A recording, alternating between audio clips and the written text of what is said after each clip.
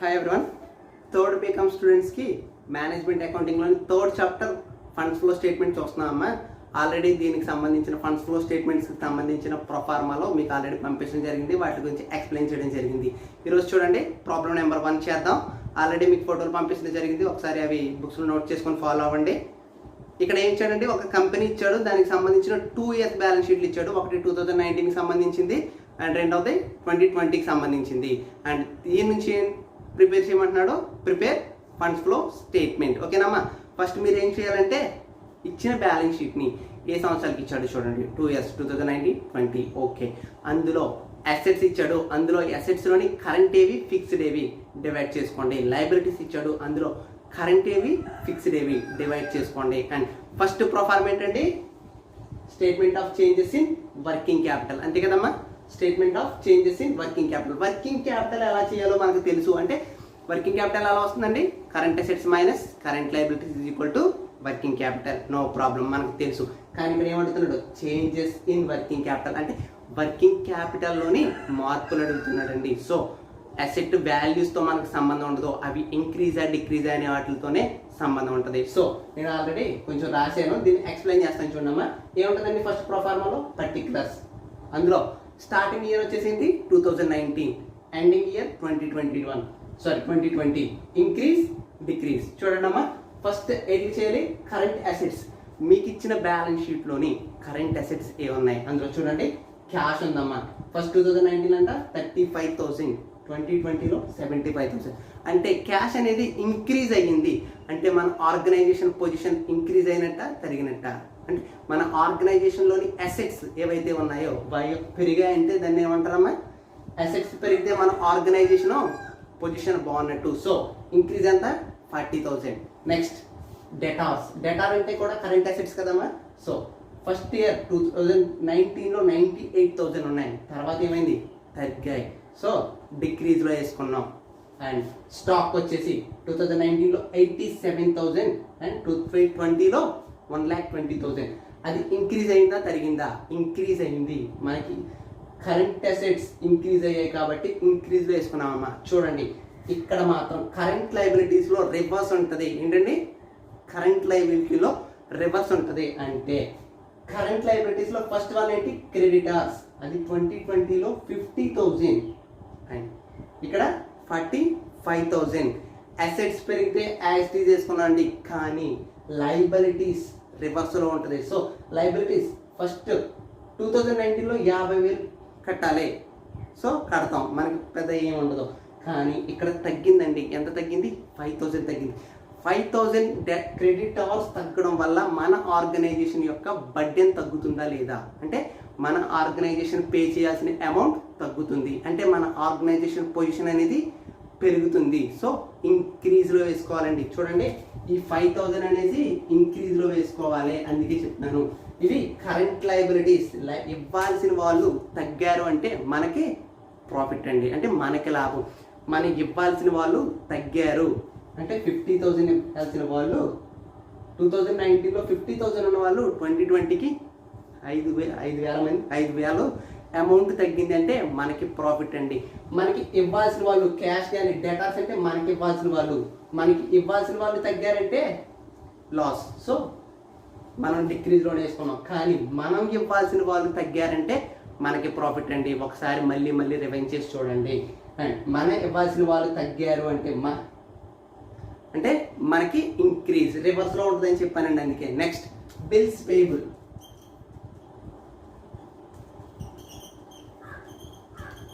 Bills payable ఎంతండి, 20,000 ఉండేది, అది ఎంతగా ఇంక్రీజ్ అయింది 35,000కి ఇంక్రీజ్ అయ్యింది. చూడండి మనం ఇవ్వాల్సిన వాళ్ళు పెరిగారు అంటే ఎక్కువ అమౌంట్ మన దగ్గర నుంచి ఫ్లో అవ్వడం జరుగుతుంది, అవునా కదండి.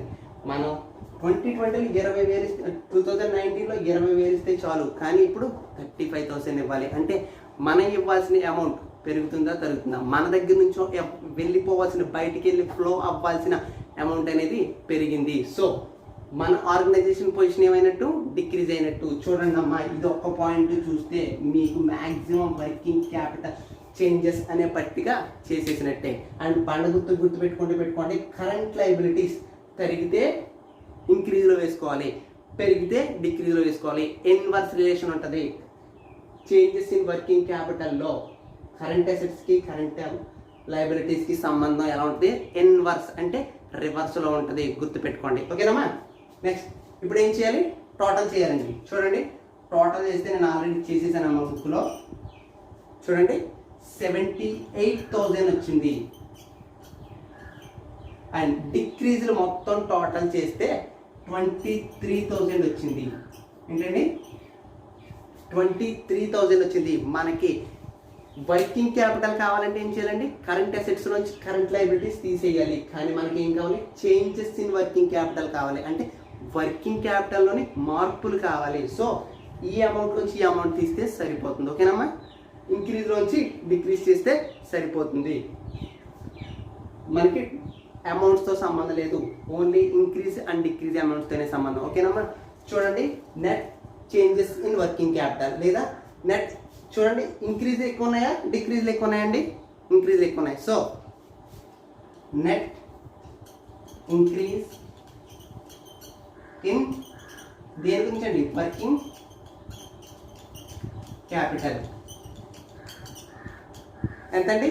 78,000 మైనస్ 23,000 ఈజ్ ఈక్వల్ టు, బ్రాకెట్లో చూస్తున్నాను చూడండి, 78,000 మైనస్ 23,000 ఈజ్ ఈక్వల్ టు 55,000 అండి.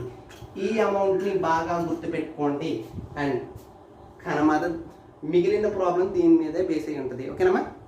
చూడండి, statement of changes in working capital. Okay, current అసెట్స్కి కరెంట్ లయబిలిటీస్కి అమౌంట్లు వేసుకునే దగ్గర ఎలా ఉంటుంది? ఇన్వర్స్ రిలేషన్ ఉంటుంది. ఓకేనమ్మా, బాగా గుర్తుపెట్టుకోండి. ఓకే, ఇది మీకు ఫోటో తీసి పంపించడం జరుగుతుంది. అండ్ ఓకేనమ్మా, ఇది తీసేస్తున్నాను.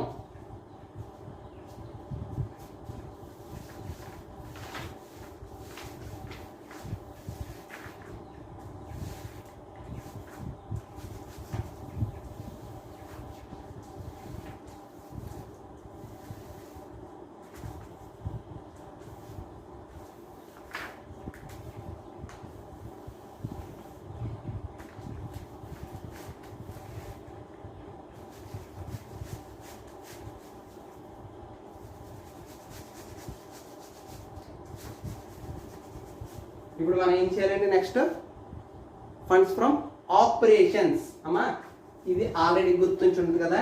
ఫండ్స్ ఫ్రమ్ ఆపరేషన్స్ ఏ విధంగా క్యాల్కులేట్ చేయాలనేసి నేను ఇప్పుడు చెప్తాను. కానీ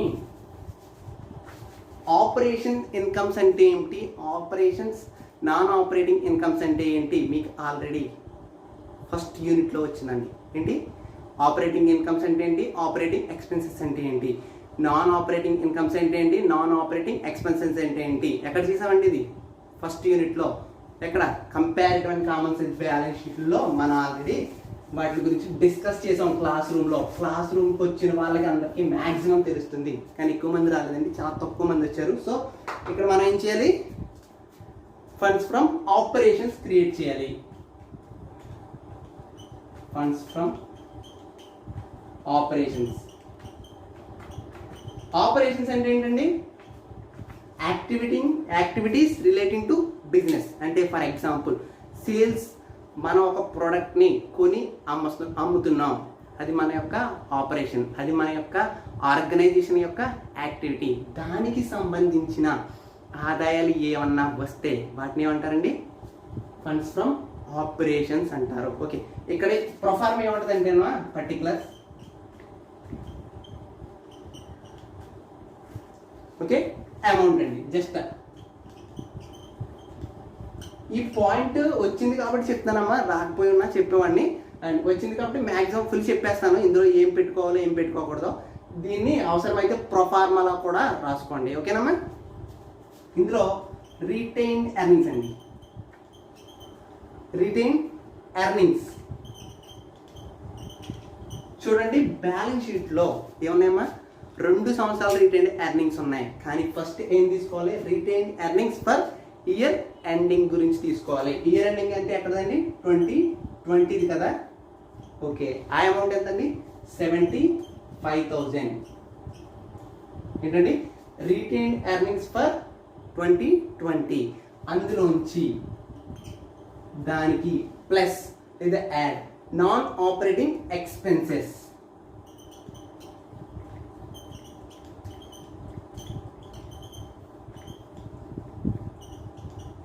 నాన్ ఆపరేటింగ్ ఎక్స్పెన్సెస్ ఈ ప్రాబ్లంలో ఏమి ఇవ్వలేదండి, సో మనం వేసుకోవాల్సిన అవసరం లేదు. కానీ ఈ ప్రొఫార్మా మాత్రం కంపల్సరీ గుర్తుపెట్టుకోవాలి. ప్రొఫార్మాలన్నీ గుర్తుపెట్టుకోవాలి అకౌంట్స్లో ఎప్పుడైనా సరే. నెక్స్ట్ ఇది ప్లస్ చేసాం అంటే next minus non operating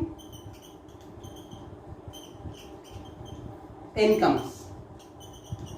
expenses plus చేస్తే ఇన్కమ్స్ అనేవి మైనస్ చేయాలి. ఓకేనమ్మా, ఇది కూడా ప్రాబ్లంలో ఏమీ లేదు. ఓకేనా, దీన్ని టోటల్ చేయండి. ఏం చేయాలండి?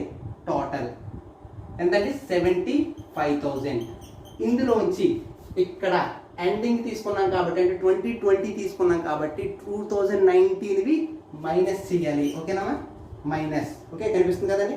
Minus retained earnings. Retain earnings ఎంతండి? 60,000 అండ్ రిమైనింగ్ బ్యాలెన్స్ 15,000. దీన్ని ఏమంటారంటే అండి ఫండ్స్ ఫ్రమ్ ఆపరేషన్స్. ఓకేనమ్మా,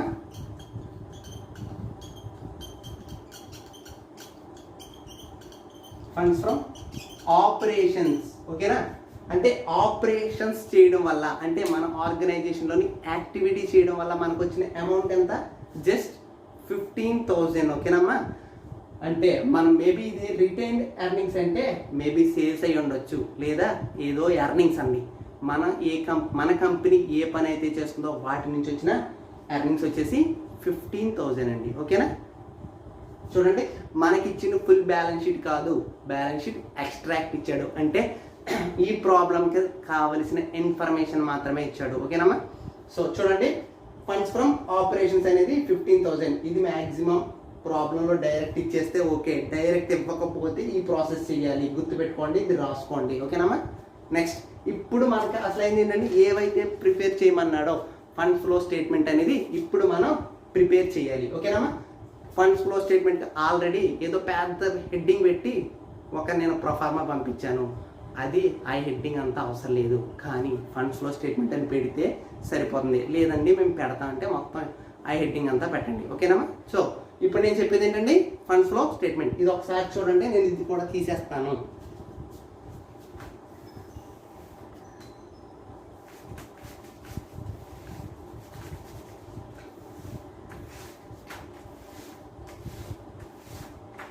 అందులో ఏముంటాయండి ఫండ్స్ ఫ్లో స్టేట్మెంట్స్లో? సోర్సెస్ ఉంటాయి, అప్లికేషన్స్ ఉంటాయి. సోర్సెస్ ఇటువైపు ఉంటాయి, అప్లికేషన్స్ ఇటువైపు ఉంటాయి.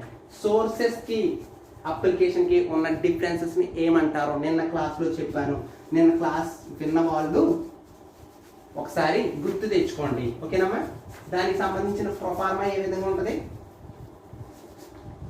దానికి సంబంధించిన ప్రొఫార్మా అండి ఏంటంటే ఇప్పుడు ఫండ్స్ ఫ్లో స్టేట్మెంట్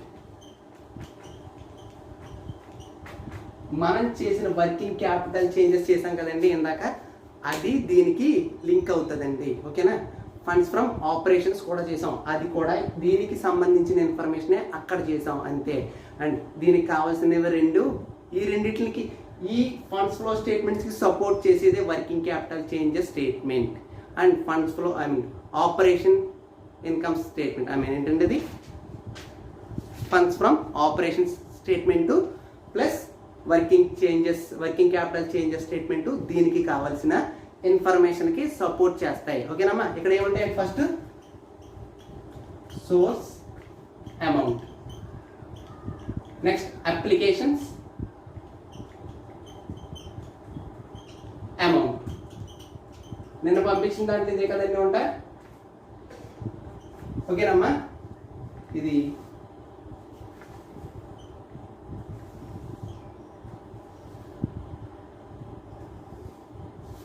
ఈ విధంగా ఉంటుంది. ఓకేనండి, నెక్స్ట్ చూడండి సోర్స్లో ఫండ్స్ ఫ్రమ్ ఆపరేషన్స్ అంటే మనకి వేటి నుండి అమౌంట్ వస్తుంది, వేటి దగ్గర అమౌంట్ ఖర్చు అవుతుంది, లేదా వేటి నుంచి ఫండ్స్ అనేవి జనరేట్ అవుతాయి, వేటి ఏ కార్యక్రమాలు చేయడం వల్ల ఫండ్స్ అనేవి ఖర్చు అవుతాయి అనేది మనం ఇక్కడ చూపించాలండి. ఈ ఫండ్స్ ఫ్లో స్టేట్మెంట్లో ఫ్లో అంటే చెప్పాను కదండి ఆల్రెడీ నిన్న, ఎక్కడి నుంచి డబ్బులు వెళ్ళిపోతున్నాయి ఆర్గనైజేషన్లోంచి, ఎక్కడి నుంచి ఆర్గనైజేషన్కి డబ్బులు వస్తున్నాయి అనేది చూపించడమే ఫండ్స్ ఫ్లో స్టేట్మెంట్. చూడండి, ఇందాక యాక్టివిటీస్ చేయడం వల్ల ఎంత వచ్చిందన్నామండి, 15,000 వచ్చిందన్నా కదా, అది ఫస్ట్ రాసేసుకుందాం అన్న. ఫండ్స్ ఫ్రమ్ ఏంటండి ఆపరేషన్స్, ఫండ్స్ ఫ్రమ్ ఆపరేషన్స్ ఎంత అమౌంట్ 15,000. అది ఎక్కడ క్యాల్కులేట్ చేసామండి, దీని ముందు క్యాల్కులేట్ చేసాం. Okay, sale of investments,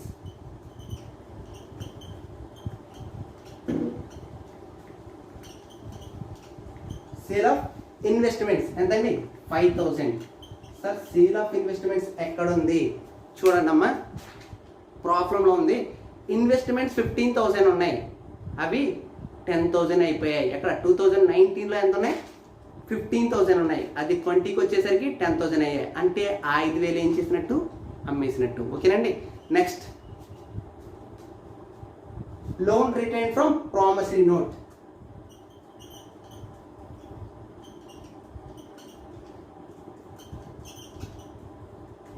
P note అని రాస్తున్నానండి. పీ నోట్ అంటే ప్రామిసరీ నోట్. దీనికి సంబంధించిన అమౌంట్ 2019లో ఉందండి, లేదు. కానీ ఎక్కడికి వచ్చేసరికి వచ్చింది, ప్రామిసరీ నోట్ తెలుసు కదా, ప్రామిసరీ నోట్ పెట్టి లోన్ తెచ్చుకోవడం జరిగింది. ఎక్కడ 2020లోనే. అండ్ 2019లో ఏమన్నా ఉందా, లేదు. సో దాని నుండి ఆర్గనైజేషన్కి ఫండ్ అనేది వచ్చిందా లేదా, వచ్చింది. సో ఎంత అంటే అమౌంట్ 20,000. ఓకేనమ్మా. Next, rise in share capital. Share capital చూడండి, 2019లో షేర్ క్యాపిటల్ ఎంత అండి 1,25,000. అది కాస్త 2020కి ఏమైంది 1,50,000 అయింది. షేర్ క్యాపిటల్ ఇంక్రీజ్ అయ్యిందంటే అంటే మన కంపెనీలో షేర్స్ ఎవరో కొనుక్కున్నారో అంటే మన ఆర్గనైజేషన్స్కి ఏమొచ్చింది, ఫండ్ అనేది వచ్చింది. So rise in share capital, rise in share capital ఎంతండి 25,000. ఓకేనమ్మా. ఇవన్నీ ఏంటి, ఈ మార్గాల వల్ల ఆర్గనైజేషన్కి డబ్బులు అనేది వచ్చింది. చూడండి, ఫండ్స్ ఫ్రమ్ ఆపరేషన్స్, ఆపరేషన్స్ చేయడం వల్ల ఆర్గనైజేషన్కి డబ్బులు వచ్చాయి ఎంత 15,000. And sale of investments, investments అమ్మేయడం వల్ల డబ్బులు వచ్చాయి 5,000. ప్రామిసరీ నోట్ పెట్టి 20,000 అప్పు తెచ్చుకున్నాం, సో అది కూడా డబ్బులు వచ్చినట్టే. Rise in share capital, share capital అనేది మన కంపెనీ షేర్ క్యాపిటల్ని ఎవరో షేర్స్ కొనుక్కున్నారు, సో తద్వారా కూడా మనకి డబ్బులు వచ్చాయి. అండ్ ఎక్కడ ఖర్చు పెట్టామండి,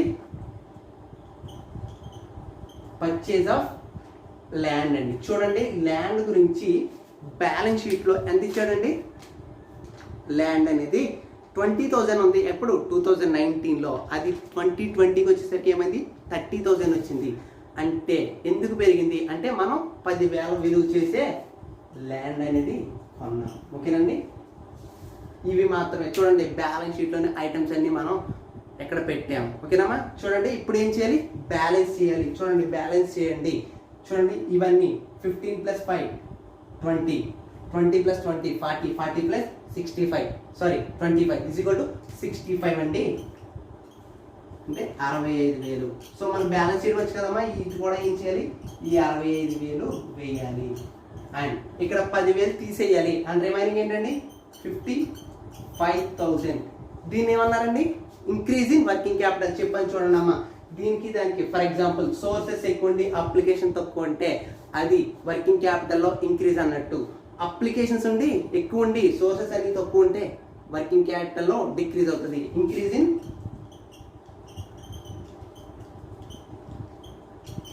వర్కింగ్ క్యాపిటల్. అమ్మా ఒకసారి చూడండి, ఈ 55,000 అనేది ఇందాక first statement of changes in working క్యాపిటల్లో చేసేటప్పుడు 55,000 వచ్చిందా రాలేదా, అది ఈ అమౌంట్ సరిపోయిందా లేదా, ఆ రెండు సరిపోతే మనం చేసిన ప్రాబ్లం అనేది కరెక్ట్ అండి. ఓకేనా. 55,000 అది 55,000. మీరు బాగా చూసుకోవాల్సింది ఏంటంటే assets, fixed assets, current assets మనం ఎక్కడ చేస్తామండి, first statement changes in working క్యాపిటల్లో కరెంట్ అసెట్స్ అన్ని వేసేస్తున్నాం. అండ్ ఫిక్స్డ్ అసెట్స్ యొక్క డిఫరెన్స్లు అంటే పెరిగాయా తరిగాయి, ఎంత పెరిగాయని మాత్రమే మనం వేసుకోవాలి, కానీ అమౌంట్ వేసుకోకూడదు. ఫిక్స్డ్ అసెట్స్ ఎంత ఉన్నాయండి 2019లో ఏంటి, ల్యాండ్ అనేది 20,000 ఉంది, ఆ అమౌంట్ మనం వేసుకోలేదు. కానీ 30,000 2020లో 30,000 ఉంది, డిఫరెన్స్ వేసుకున్నాం. అండ్ లాస్లో కూడా ఇదండి సేల్ ఆఫ్ ఇన్వెస్ట్మెంట్స్లో ఇదే డిఫరెన్స్ వేసుకున్నాం. మనకి ఫండ్స్ ఫ్లో స్టేట్మెంట్స్లో దేనికి రిలేట్ చేస్తుంది? Only difference amounts in different years కదండి. ఎక్స్క్యూజ్ మీ, 2 సంవత్సరాల డిఫరెన్స్లను చూపించేదే ఫండ్స్ ఫ్లో స్టేట్మెంట్. అంటే మనకు కావాల్సిన ఫండ్స్ ఏ విధంగా వస్తున్నాయి, ఎక్కడ ఖర్చు అవుతున్నాయి, మిగిలింది వర్కింగ్ క్యాపిటల్ చేంజెస్. ఓకేనమ్మా, థ్యాంక్ యూ. ఏమన్నా అర్థం కాకపోతే దయచేసి నన్ను అడగండి. ఓకేనమ్మా, ఓకే, థ్యాంక్ యూ.